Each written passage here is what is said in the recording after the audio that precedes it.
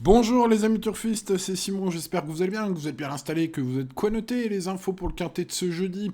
Ce jeudi, un quintet intéressant avec un indice de confiance similaire à celui de mardi, où je vous indiquais un joli tiercé et même quarté. Désordre, malheureusement, avec évidemment l'enquête qui nous a enlevé l'ordre. Dommage, mais bon, le pronostic était bon, puisque ça paye les tiercés écartés. Et puis, bah, pour ceux qui ont joué au quintet, bien sûr, les bonus, c'était mardi, c'était pas mal. Allez, espérons que... Et c'était à Vincennes.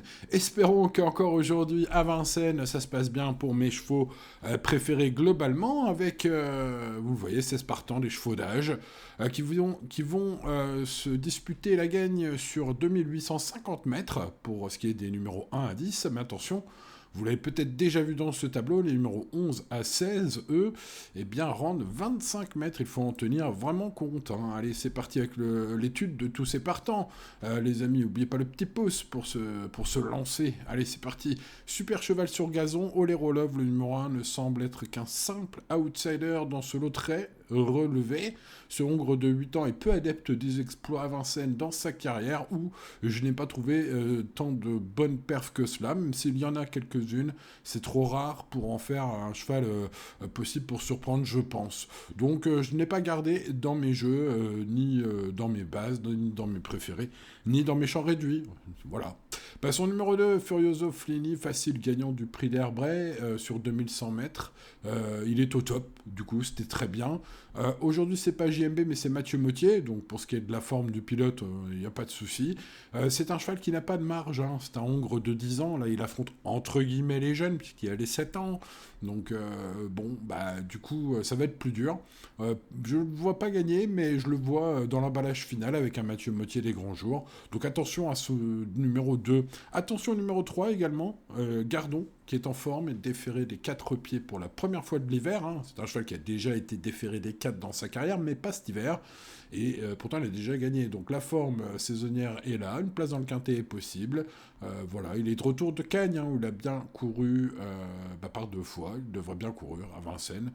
Il apprécie aussi la cendrée. Bref, c'est l'entourage de Romain Dorieux. Ce numéro 3 mérite donc un crédit pour les places. Passons au 4, Ingrid Turgot, excellente à Cagnes lorsqu'elle trotte. Elle découvre Vincennes, question d'adaptation. Sa ligne devant Neo Turbo est intéressante, c'était l'avant-dernière fois devant Neo Turbo. Bref, un cheval qui peut faire l'objet d'un jeu spéculatif. Je n'ai pas mis une si bonne note que cela, parce que le lot me semble un peu relevé, mais c'est une jument de 7 ans qui est en forme. C'est déjà pas mal, déféré des 4 en mode course, donc pas interdit. Passons 5 Inshot Jocelyn qui rentre après des soucis de santé. Le cheval a fait un coup de sang lorsqu'il est passé de l'écurie de Sébastien Guarato à celle de Monsieur De Jésus, qui était un peu déçu évidemment, parce qu'il comptait faire un bel hiver avec ce cheval-là. Donc coup de sang, un cheval dans ces cas-là, je ne sais pas si vous savez ce que c'est, mais c'est un cheval complètement paralysé et qui peut plus rien faire, donc il faut le remettre, voilà, le physique, le moral en route. Voilà, il manque encore de rythme, d'ailleurs, selon son entraîneur dans son interview sur Equidia. Il demeure ferré en vue de la première étape du GNT, du coup. On vise une course plus tard, le GNT ce sera en mars, donc il y a le temps de se remettre bien pour ce numéro 5 qui n'est pas en mode course aujourd'hui. Voilà, alors évidemment, lorsqu'on regarde sa qualité au cheval, évidemment, qui peut faire l'arrivée. Donc, je ne vais pas le rayer totalement, mais je ne peux pas le garder logiquement. Passons au 6, Great Tigress, excellente la dernière fois. Alors, Benoît Robin, il paraît que c'est pas un si mauvais driver que ça. Écoutez, je pense qu'il est bien armé aujourd'hui pour nous le prouver, puisque son cheval est en forme. Tout est permis, et il a un cheval régulier, il est au premier poteau. Voilà, alors il faudra le bon parcours, mais on a vu pire comme ligne la dernière fois, il a fini donc correctement son parcours à quelques distances d'Iroise de la Noé, donc c'est une ligne incroyable.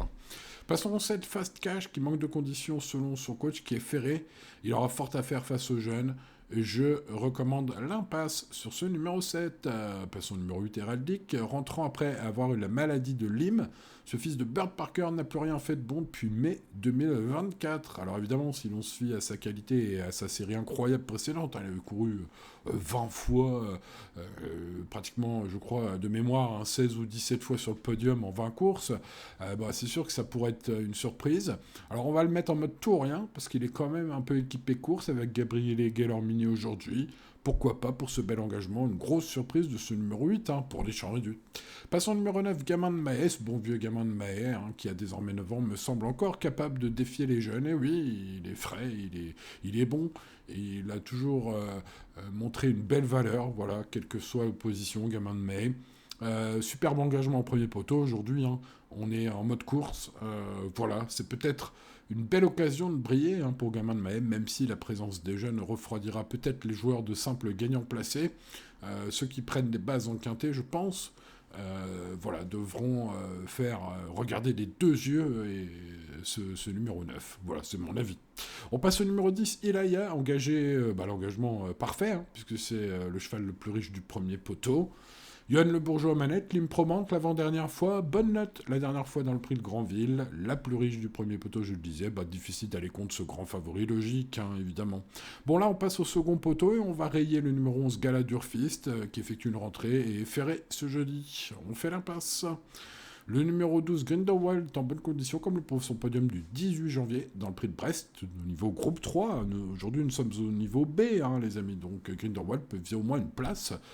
Chance logique, chance régulière, ce numéro 12. Belle chance également avec le 13 et les Darling, un cheval qui certes a un peu déçu la dernière fois, mais on va pas trop lui en vouloir parce qu'il laissait gagner Apidanica qui était ma base en or ce jour-là, qui a gagné finalement belle cote. Je vous la vendais à 4 contre 1, elle a gagné à très belle cote, notamment sur internet, on n'était pas loin des 10 balles.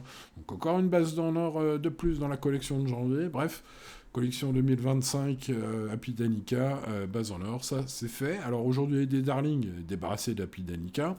Bon, alors c'est un cheval qu'il faut quand même prendre au sérieux, parce que c'est un cheval qui est piloté par Jean-Michel Bazir déjà, et puis surtout un cheval qui a 65% et des poussières de réussite dans les 5 premiers dans toute sa carrière. Donc c'est vraiment un cheval qui est attachant. Voilà, si vous le mettez sur votre ticket Quintet Plus, vous avez plus d'une chance sur deux qu'il soit dans les 5 premiers, ce 13, d'un point de vue statistique. Passons au numéro 14, Inshore, rentre après des soucis de santé, des objectifs plus tard, il est ferré, il est mieux sous la selle.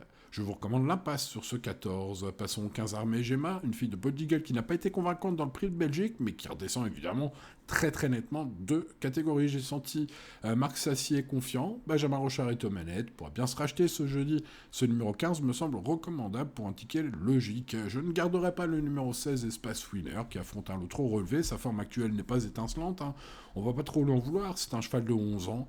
Pour moi, ce n'est qu'un outsider très spéculatif seulement, ce numéro 16.